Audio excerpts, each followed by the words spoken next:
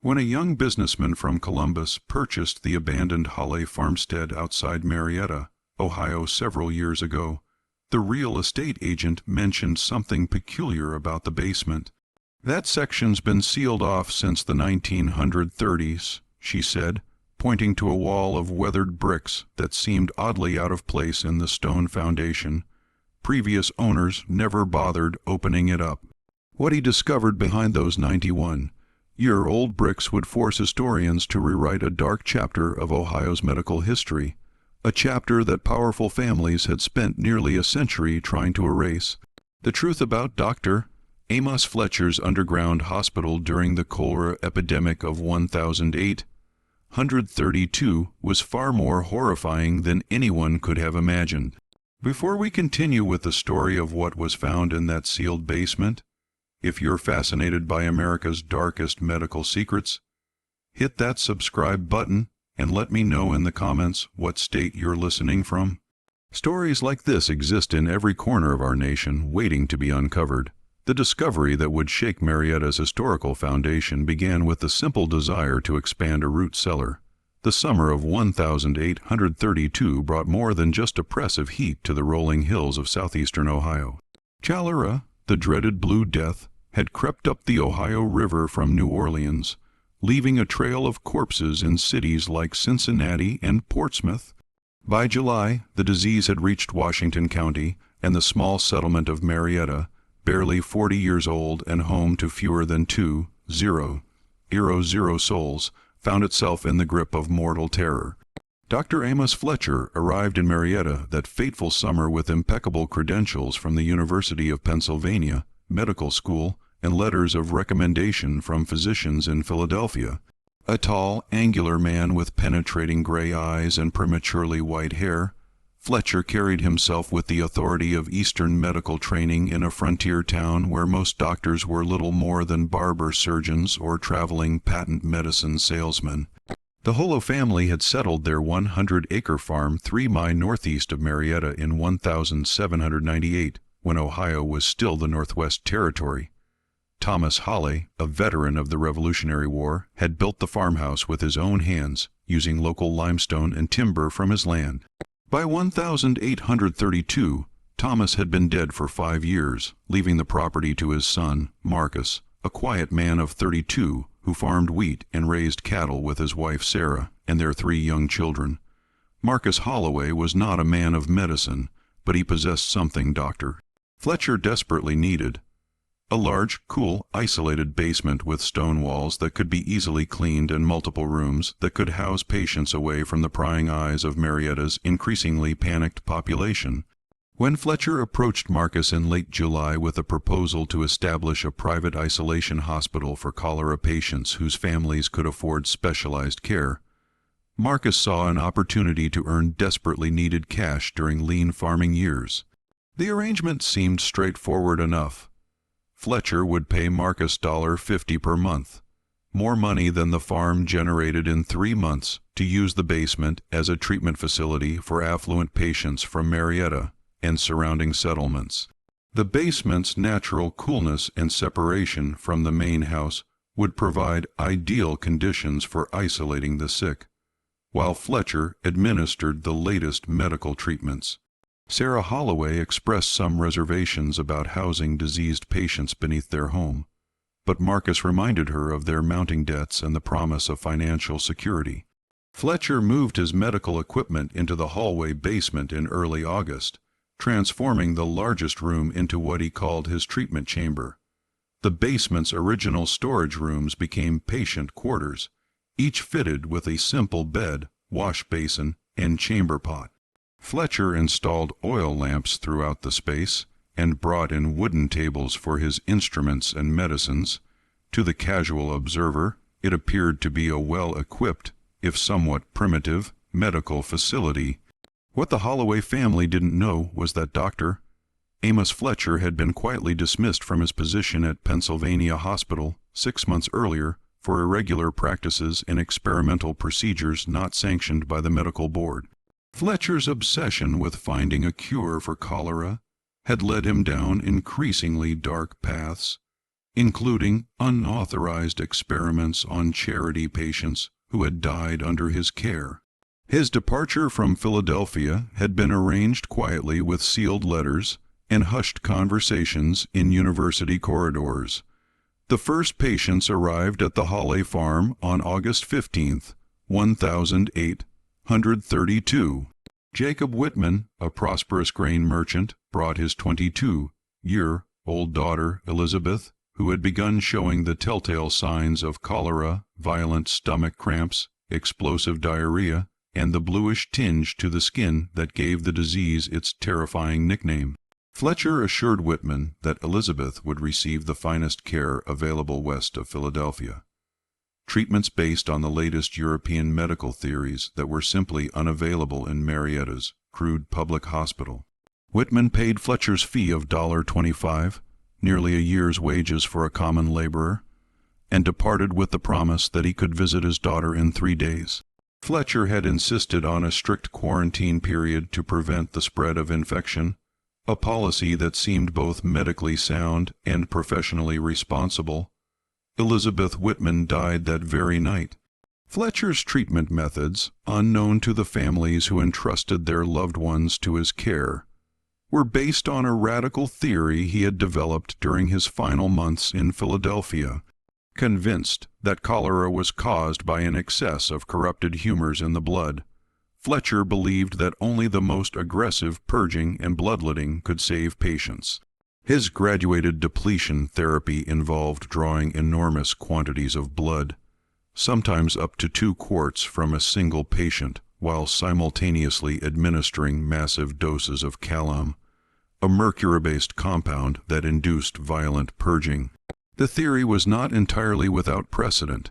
Bloodletting and mercury treatments were common in 1832 medical practice, but Fletcher's doses were extreme even by the standards of the day. A typical physician might draw 8 to 12 ounces of blood from a cholera patient. Fletcher routinely drew 10 times that amount. Where other doctors administered calomel in grain-sized doses, Fletcher's therapeutic doses contained enough mercury to poison a healthy man. Fletcher kept meticulous records of his treatments, documenting each patient's response in a leather-bound journal that he stored in a locked wooden box. These records, written in Fletcher's precise hand, would later provide the most damning evidence of what transpired in the hallway basement during those terrible months. Patient exhibits typical choleric symptoms upon admission, Fletcher wrote of Elizabeth Whitman. Commenced graduated depletion at 200 p.m. with initial bleeding of 24 ounces. Patient's pulse weakened but complexion improved. Administered 15 grains calomel with L-dinum. Second bleeding of 20 ounces at 6 p.m. produced marked improvement in humoral balance. Patient resting comfortably. Third bleeding scheduled for midnight to complete initial purification cycle. What Fletcher described as marked improvement was actually the progressive weakening of a young woman whose body was being systematically drained of its ability to fight disease. Elizabeth Whitman died not of cholera, but of acute blood loss and mercury poisoning, her body finally succumbing to Fletcher's cure rather than the disease itself. Fletcher buried Elizabeth in a crude grave behind the farmhouse, telling Marcus Holloway that immediate burial was necessary to prevent contagion. When Jacob Whitman arrived 3 days later to visit his daughter, Fletcher informed him with practiced solemnity that Elizabeth had died peacefully in her sleep after initially responding well to treatment. The disease progressed too rapidly for even the most advanced medical intervention, Fletcher explained. "I'm deeply sorry for your loss, Mr. Whitman. I did everything medical science allowed."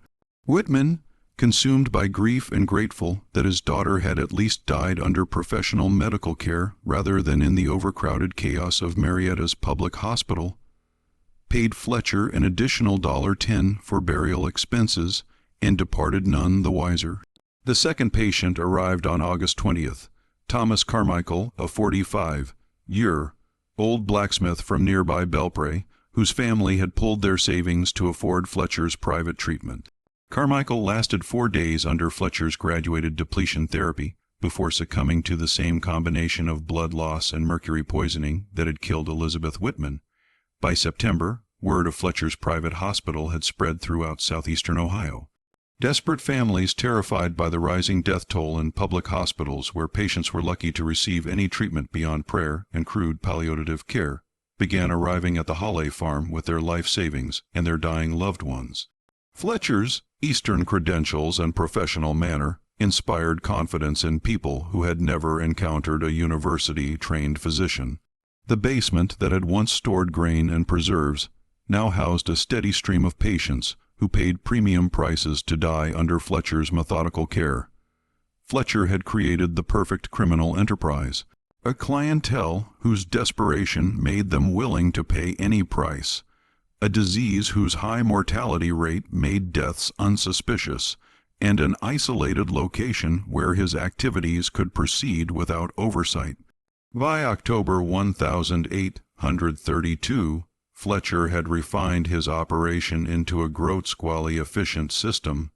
New patients were brought to the basement through a separate entrance he had Marcus install, ostensibly to maintain quarantine protocols, but actually to limit witnesses to his activities.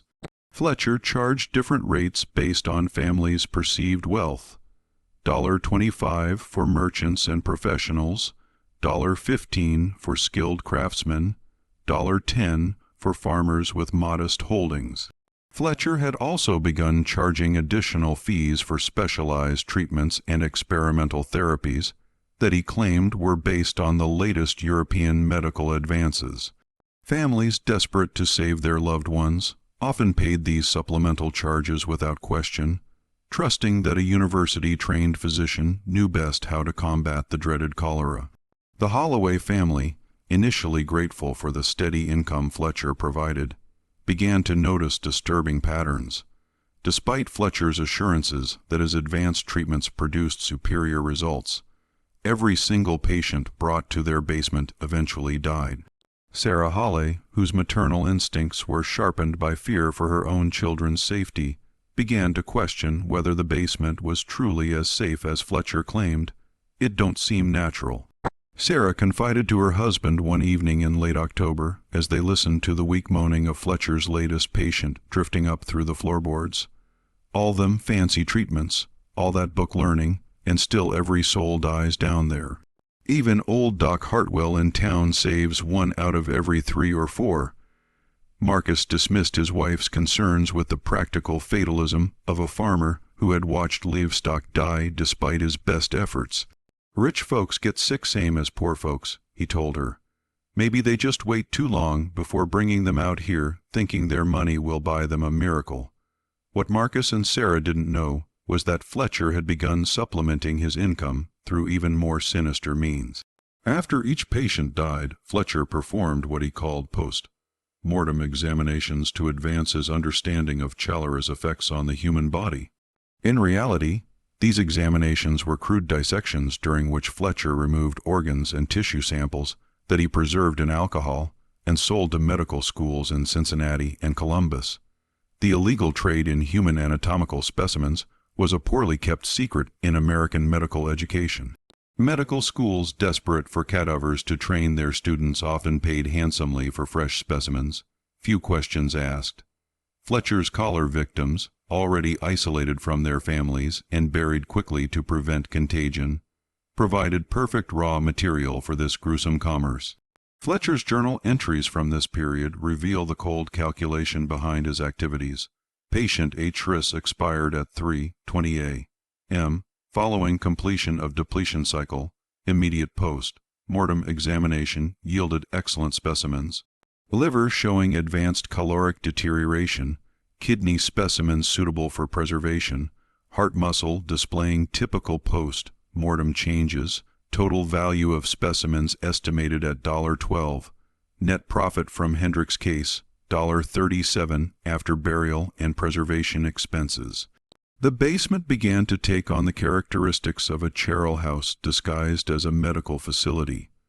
Fletcher installed a large wooden table in one of the smaller rooms where he conducted his examinations along with an array of surgical instruments and glass jars filled with preserving alcohol. The limestone walls, naturally cool and easy to clean, made perfect storage for his growing collection of anatomical specimens awaiting shipment to medical schools. Fletcher's carefully constructed enterprise began to unravel in November 1832, when two events occurred almost simultaneously that would expose the true nature of his basement hospital. The first was the arrival of Martha Cunningham, the 16-year-old daughter of Reverend Isaiah Cunningham, pastor of Marietta's First Presbyterian Church. Martha had contracted cholera while caring for the sick in the church's charity hospital, and Reverend Cunningham, despite his modest preacher's salary, had borrowed heavily to afford Fletcher's private treatment for his only child.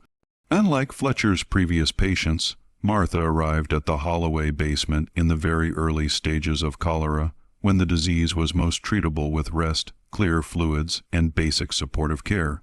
She was young, strong, and otherwise healthy, exactly the type of patient who might survive even Fletcher's brutal treatment regimen long enough for someone to witness what was actually happening in the basement.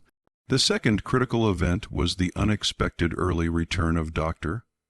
Benjamin Hartwell from Columbus, where he had been attending a medical conference on cholera treatment. Dr. Hartwell, Marietta's only other trained physician, had been curious about the reportedly excellent results Fletcher was achieving with his private patients. Professional courtesy and genuine medical interest prompted Hartwell to visit the Holloway farm on November 12th to discuss treatment methods with his colleague. What Dr. Hartwell discovered in the Holly basement that cold November morning would haunt him for the rest of his life. Hartwell arrived at the farm around 10 a.m., expecting to find Fletcher conducting rounds or perhaps consulting with the Holly family about quarantine procedures. Instead, he found the basement entrance unlocked and descended the stone steps to investigate. The sight that greeted him in Fletcher's treatment chamber defied comprehension for a man trained in legitimate medical practice. Martha Cunningham lay unconscious on Fletcher's treatment table, her skin waxy and pale from massive blood loss. Beside the table sat two large basins filled with blood, and Fletcher was in the process of preparing a syringe filled with what Hartwell recognized as a lethal dose of calomel. In the corner of the room, glass jars containing human organs floated in alcohol like grotesque museum specimens. "Fletcher," Hartwell called out, his voice echoing in the stone chamber. "What in God's name are you doing to this child?" Fletcher spun around, his blood-stained apron and wild expression making him look more like a butcher than a physician. For a moment the two men stared at each other across the unconscious form of Martha Cunningham, the full horror of Fletcher's activities hanging between them like a poison cloud. "Dr. Hartwell," Fletcher said finally, his voice steady despite the circumstances, "I wasn't expecting you. Miss Cunningham is responding remarkably well to graduated depletion therapy. I was just preparing to administer the final dose of mercurial purification." Hartwell rushed to Martha's side, checking her pulse and examining her pupils. "This girl is dying of blood loss, not cholera," he said. "How much blood have you drawn from her?" Fletcher consulted his journal with clinical detachment. 42 Oz over the past 18 hours with an additional 16 O scheduled for this morning's treatment. The humoral balance is nearly achieved. 42 Oz. Hartwell's voice rose in disbelief. "That's nearly 3 quarts. You've bled this child almost to death." What followed was a heated argument that could be heard throughout the farmhouse above. Fletcher defended his methods with increasing desperation, citing European medical theories and his own clinical observations. Hartwell, appalled by what he was witnessing, demanded that Fletcher cease treatment immediately and allow him to examine the other patients. The argument ended abruptly when Hartwell discovered that Martha Cunningham was Fletcher's only living patient. The other beds in the basement were empty, their occupants having died under Fletcher's care and been buried in the growing cemetery behind the farmhouse. "Where are your other patients?" Hartwell demanded. Fletcher's response was delivered with chilling matter-of-factness. Unfortunately, they succumbed to the advanced stages of choric infection before my treatments could take effect. The disease is particularly virulent this season. Hartwell's medical training told him immediately that something was terribly wrong. Even during the worst cholera outbreaks, mortality rates rarely exceeded 60% with proper care. Fletcher claimed to be providing the finest treatment available, yet his mortality rate appeared to be 100%. Dr. Hartwell's discovery of Fletcher's activities created an impossible situation for everyone involved. Hartwell faced a moral and professional obligation to expose Fletcher's deadly practices, but doing so would implicate the Holloway family, who had provided the facility, and potentially destroy the reputations of the families who had paid for Fletcher's services. In the small, tight-knit community of Washington County, scandal could destroy lives as surely as disease. The families who had entrusted their loved ones to Fletcher were among Marietta's most prominent citizens, merchants, craftsmen, and landowners whose social standing depended on their reputation for good judgment and moral character. To admit they had been deceived by a charlatan would bring shame that could last generations. Hartwell immediately began treating Martha Cunningham with fluids and rest, hoping to reverse the damage Fletcher had inflicted. Meanwhile, he sent word to Reverend Cunningham and several other prominent citizens, requesting their immediate presence at the Hollow Farm for a matter of gravest importance regarding Dr. Fletcher's medical practices.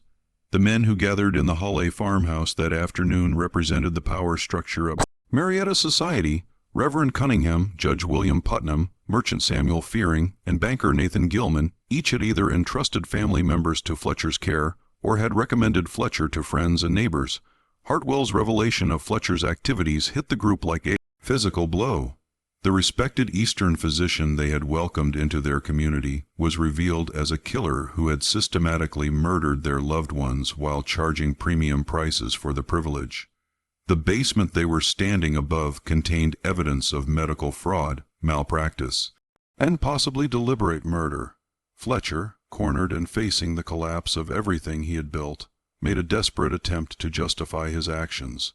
He produced his journal and began reading excerpts that documented each patient's treatment, arguing that his methods were based on legitimate medical theory and that the high mortality rate was due to the severity of the cholera outbreak, not his treatment protocols. "Gentlemen," Fletcher said, his voice taking on the lecturing tone of a medical school professor, "I understand your shock at witnessing advanced medical procedures. What appears extreme to untrained eyes is actually the application of the most current European medical science. Every treatment I administered was designed to save life, not take it."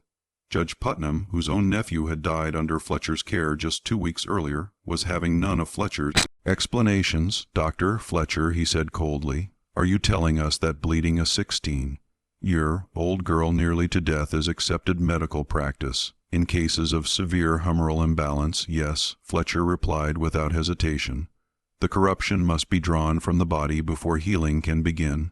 Miss Cunningham's survival will prove the effectiveness of my methods." But Martha Cunningham did not survive. Despite Hartwell's efforts to reverse the damage, she died that evening, her young body too weakened by Fletcher's treatments to recover. Her death in the presence of witnesses finally provided the irrefutable proof that Fletcher's methods were not medicine but murder. The death of Martha Cunningham in front of multiple witnesses transformed Fletcher from a respected physician into an obvious killer. But the group of men gathered at the Holloway farmhouse faced a terrible dilemma: how to deal with Fletcher without destroying themselves and their community in the process. A public trial would expose the full scope of Fletcher's activities, revealing that Marietta's leading citizens had been systematically deceived and their loved ones murdered.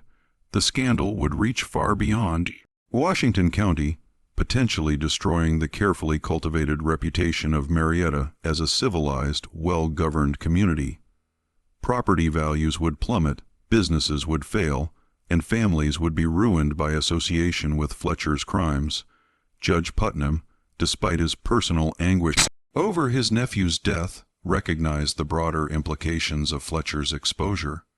"If this becomes public," he told the group grimly, "it will destroy not just our reputations, but our entire community. Who will do business with merchants who couldn't recognize a charlatan? Who will trust a judge who recommended a killer to his neighbors? Reverend Cunningham, grief-stricken over his daughter's death, but mindful of his congregation's welfare, agreed that some form of private justice might be preferable to public exposure. The families who lost loved ones deserve to know the truth, he said, but they also deserve to live with dignity in this community. A public trial would destroy the innocent along with the guilty. The decision was made to confront Fletcher privately and demand his immediate departure from Ohio. The evidence of his crimes would be gathered and preserved, but not made public unless Fletcher refused to leave voluntarily. It was a compromise that satisfied no one, but seemed to offer the best chance of protecting the community from further damage. Fletcher, however, refused to cooperate with the plan. Cornered and desperate, he declared that he would rather face public trial than abandon his medical research and flee like a common criminal. He threatened to expose the complicity of the Holloway family and other community members who had profited from his activities, claiming that any attempt to force his departure would result in scandal for everyone involved. The standoff continued through the night of November 12th, with Fletcher barricaded in the basement while the community leaders debated their options in the farmhouse above. Marcus Holloway, terrified that his family would be destroyed by association with Fletcher's crimes, begged the group to find a solution that would protect innocent people from the consequences of Fletcher's actions. The confrontation reached its climax just before dawn on November 13th, when Fletcher attempted to escape through the basement's exterior entrance. Judge Putnam and Samuel Fearing, who had been watching the exit, confronted Fletcher in the pre-dawn darkness behind the farmhouse. What happened next would be debated in whispers for years afterward. Fletcher was found dead at sunrise, his skull crushed by what appeared to be a fall against the stone steps of the basement entrance.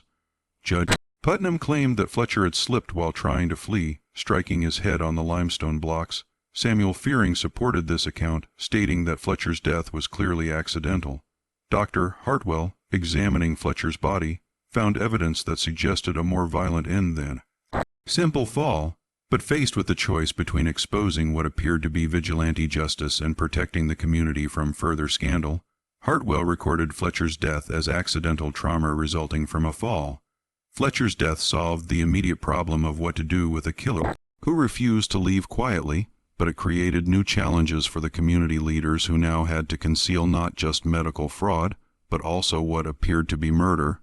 The basement full of evidence, Fletcher's journal, his surgical instruments, the preserved organs, and the makeshift treatment facility had to be dealt with quickly and permanently. The decision was made to seal the basement completely, entombing all evidence of Fletcher's activities and creating a permanent monument to the community's darkest secret. Marcus Holloway, desperate to distance his family from the scandal, agreed to brick up the basement entrance and never speak of what had transpired there. The official story, carefully crafted and consistently told, was that Dr. Fletcher had died in an accidental fall while treating cholera patients in his private hospital. His sudden death had made it necessary to abandon and seal the basement facility to prevent the spread of infection. The patients who had died under Fletcher's care were victims of the cholera epidemic, nothing more. Reverend Cunningham conducted a simple burial service for Fletcher, attended only by the men who knew the truth about his activities. Fletcher was interred in the Marietta cemetery with a modest headstone that identified him simply as Dr. A. Fletcher 1796, 1008, 132, taken by accident in service to his patients. The families who had lost loved ones under Fletcher's care were quietly informed that their relatives had died of cholera despite receiving the finest medical treatment available. Most accepted this explanation, grateful to believe that their family members had died under professional care rather than in the chaos of the public hospital. Dr. Hartwell destroyed his own notes about Fletcher's activities and never spoke publicly about what he had discovered in the Holloway basement. The trauma of witnessing Fletcher's crimes and their violent resolution affected Hartwell deeply. He began drinking heavily and died just 3 years later, taking his knowledge of the truth to his grave. Marcus Holloway used locally quarried limestone to build a wall, sealing the basement entrance, making it appear that the space had always been separate from the main foundation. He planted ivy around the exterior entrance and allowed it to grow over the stones, creating the impression that the sealed area had been abandoned for many years. The Hollow family never spoke of their basement's dark history, even among themselves. Marcus destroyed the furniture and equipment that Fletcher had brought to the farm, burning what could be burned and burying the rest in unmarked graves scattered across his property. Within a year, the only physical evidence of Fletcher's activities was the sealed basement itself, hidden behind a wall of limestone and silence. The secret of the Holloway basement passed from Marcus to his son Thomas and from Thomas to his son Robert.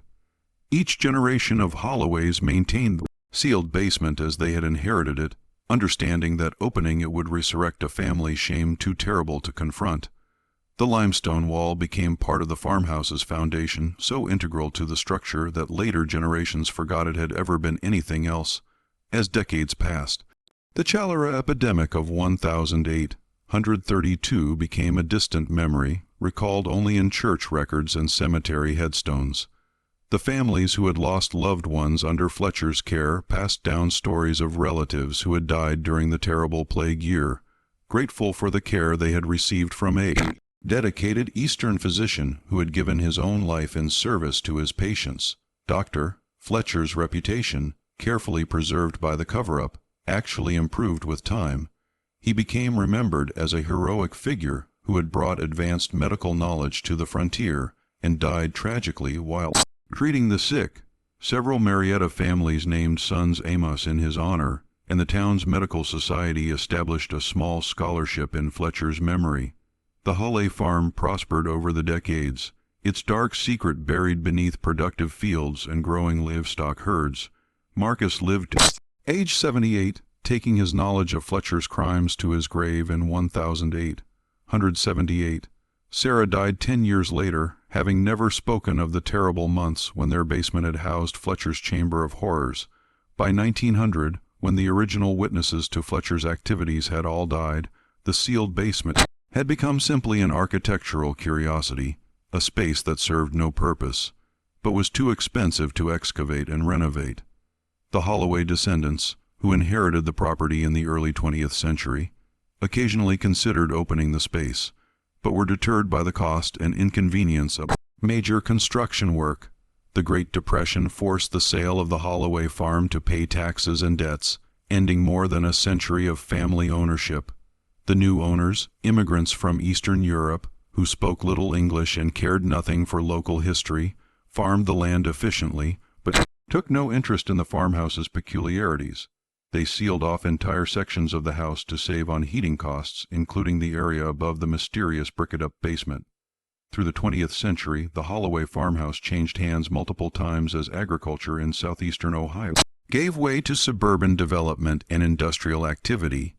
Each set of owners noted the sealed basement, but assumed it was the result of structural problems or water damage.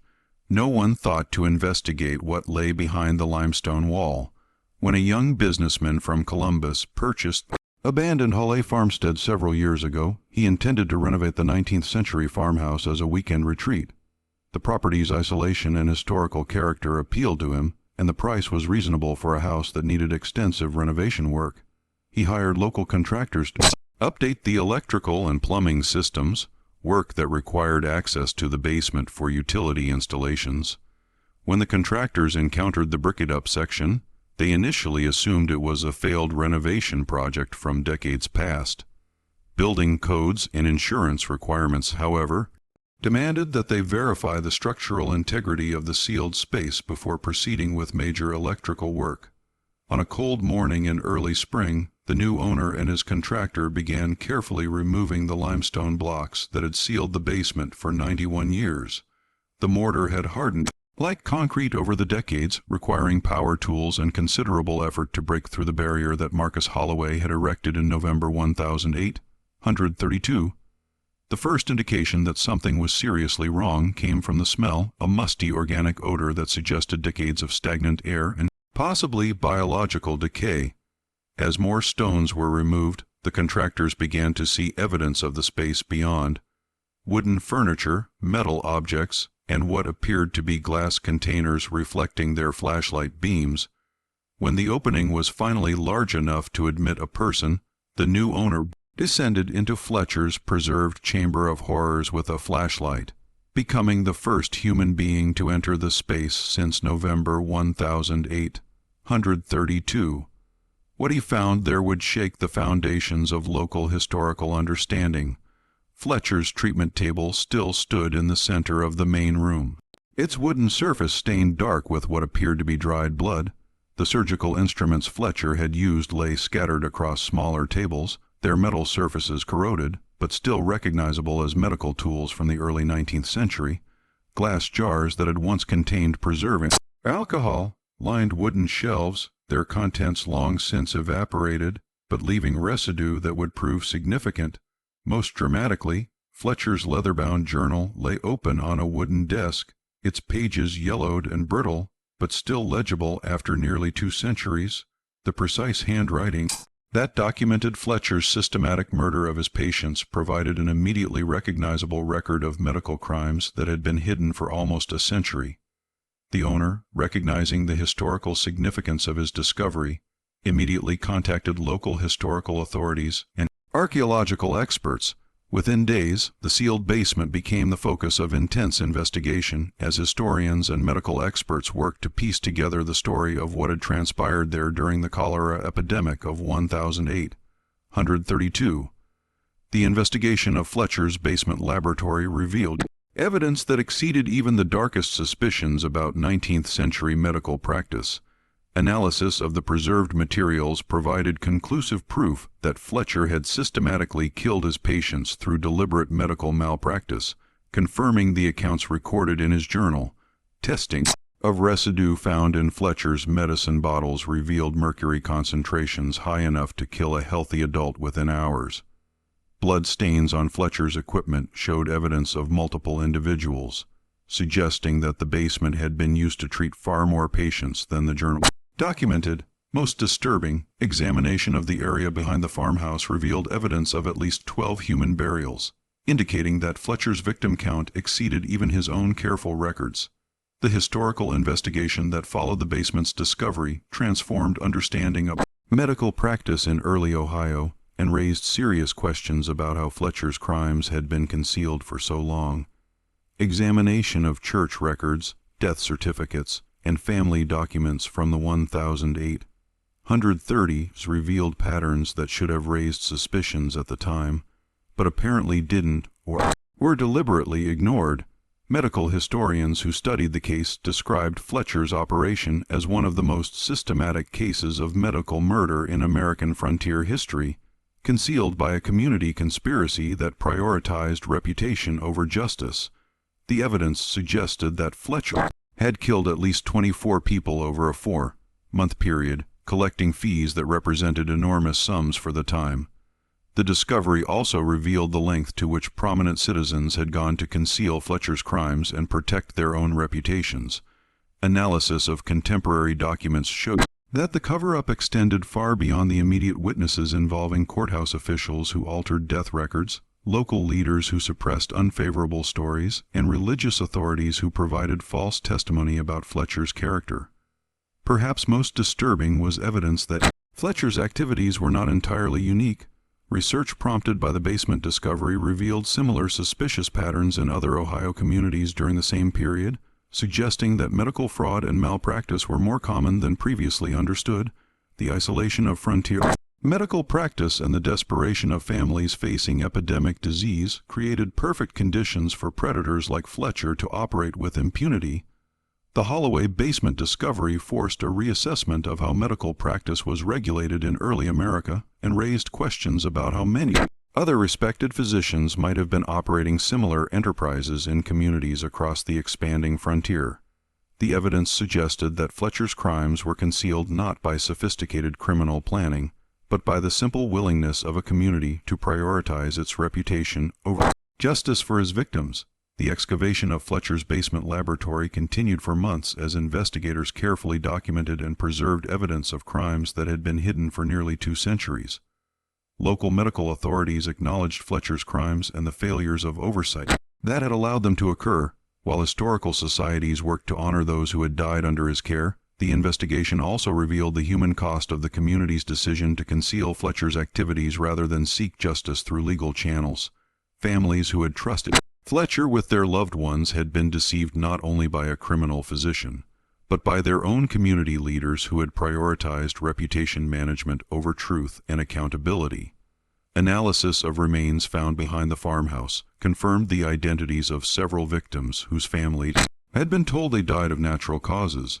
The revelation that these deaths were actually murders came as a shock to descendants who had carried family stories of loss during the cholera epidemic. Never suspecting that their ancestors had been victims of deliberate crimes, the Holo family, descendants scattered across the country over the generations since the farm's sale, expressed mixed feelings about the discovery.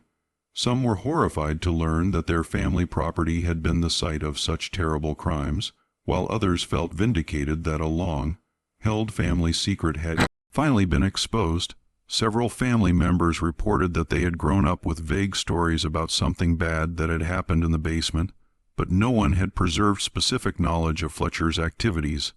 The investigation also raised troubling questions about medical practice and oversight. While systems had improved dramatically since Fletcher's time, medical historians noted that isolated practice settings and vulnerable patient populations still created opportunities for abuse that might not be detected for years or decades. The farmhouse where Fletcher conducted his terrible experiments has become a subject of intense historical interest. Fletcher's basement laboratory was preserved exactly as it was found, providing researchers with a stark reminder of how inadequate regulation and community denial enabled systematic abuse of vulnerable people. The leather-bound journal that documented Fletcher's crimes has been preserved as a primary source for understanding medical fraud in the antebellum period. Fletcher's surgical instruments and preserved specimens provided evidence for studies of medical ethics and the history of physician misconduct. The property owner who uncovered this dark chapter of medical history chose historical preservation over personal renovation. The significance of Fletcher's basement as evidence of systematic medical crime was deemed more important than modern convenience. The investigation sparked by the basement discovery led to similar examinations at other historical medical sites across Ohio and neighboring states. Researchers identified several other locations where suspicious patterns of patient deaths during the 1830s cholera epidemic suggested possible medical fraud or malpractice. While not yielded evidence as dramatic as Fletcher's basement laboratory, the discoveries prompted a broader reassessment of medical practice regulation in early America. The families of Fletcher's victims, identified through genealogical research and analysis of remains, worked to establish memorials that emphasized the importance of transparency and accountability in medical practice, values that were tragically absent during Fletcher's reign of terror in the hallway basement. Dr. Fletcher's grave in Marietta Cemetery became a subject of controversy after the discovery of his crimes. Some descendants of his victims petitioned for his removal from the section reserved for honored community members, arguing that a murderer should not rest among those he had deceived. Others maintained that moving the grave would accomplish nothing, and that Fletcher's headstone served as a reminder of how easily communities could be deceived by those who exploited professional authority. The cholera epidemic of 1832, which provided Fletcher with the perfect cover for his crimes, killed thousands of people across Ohio during its peak months. Historical records suggest that Fletcher was responsible for a tiny fraction of those deaths, but his systematic abuse of trust and deliberate murder of patients seeking help represents one of the darkest chapters in American medical history. Medical ethicists who studied Fletcher's case identified several factors that enabled his crimes. Isolation of rural medical practice, the desperation of families facing epidemic disease, the lack of effective medical licensing and oversight, and most critically, a community's willingness to prioritize reputation over justice when confronted with evidence of systematic abuse. The discovery in the hallway basement raises questions that extend far beyond the specific crimes of Dr. Amos Fletcher. How many other physicians in early America operated similar enterprises using epidemic disease as cover for systematic fraud and murder? How many communities chose to conceal evidence of medical crimes rather than face the scandal of exposure? How many families carried false stories of heroic medical care, never knowing that their loved ones had actually been murdered by the very people they trusted to provide healing? The limestone wall that concealed Fletcher's crimes for 91 years stands as a monument to the power of collective denial and the length to which communities will go to protect their reputations. But it also demonstrates the persistence of truth and the inevitable consequences of trying to bury evidence of systematic abuse rather than confronting it honestly. Fletcher's journal, with its meticulous documentation of medical murder disguised as treatment, provides a chilling reminder that the most dangerous predators are often those who operate behind facades of respectability and professional authority. His victims trusted him not in spite of his credentials, but because of them, making their betrayal even more profound and his crimes even more inexcusable.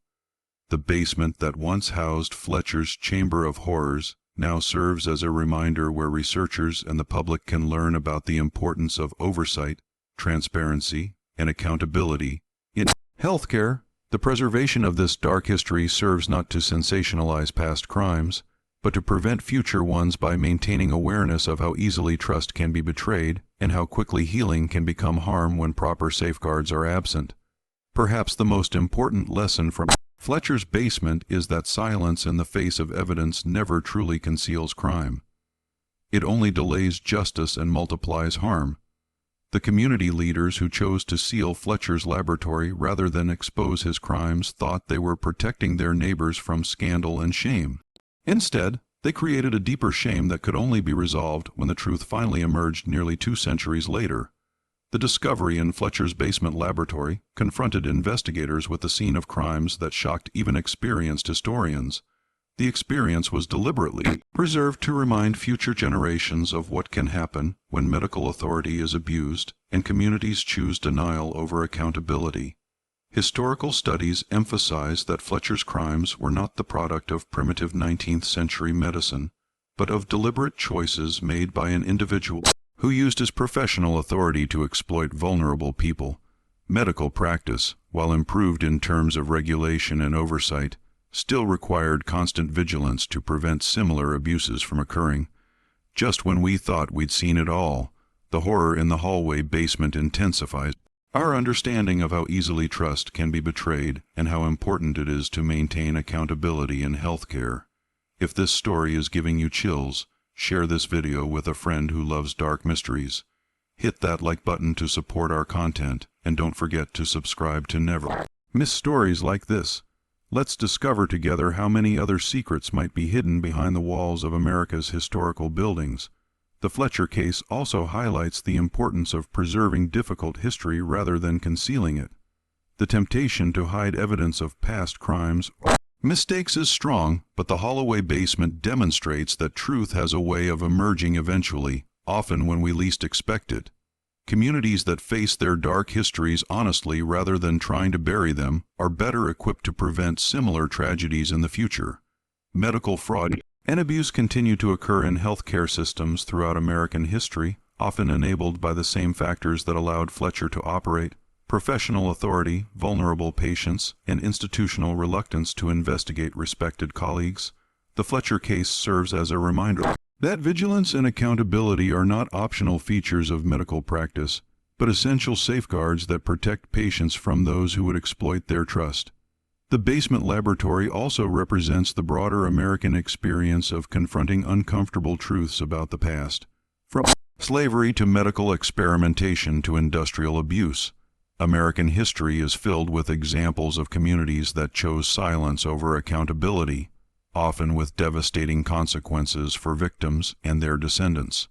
The Fletcher case demonstrates that while concealment may provide temporary protection from scandal, it inevitably creates greater shame and deeper harm than honest confrontation with difficult truths. The story of Dr. Amos Fletcher and his basement laboratory of horrors reminds us that some of history's greatest monsters have operated not in the shadows, but in plain sight, protected by professional credentials and community respect.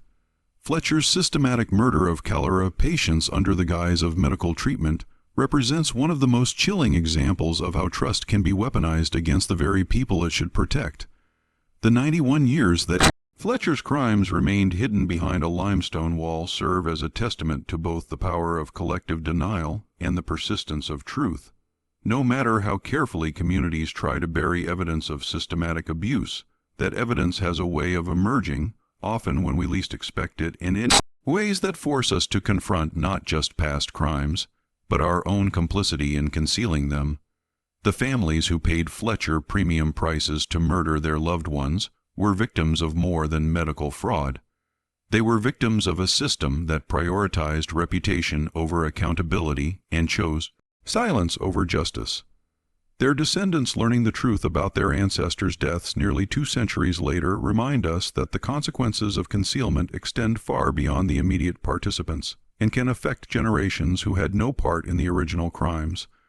Fletcher's leather-bound journal, with its meticulous documentation of medical murder, stands as evidence that even the most methodical criminals eventually leave traces of their activities.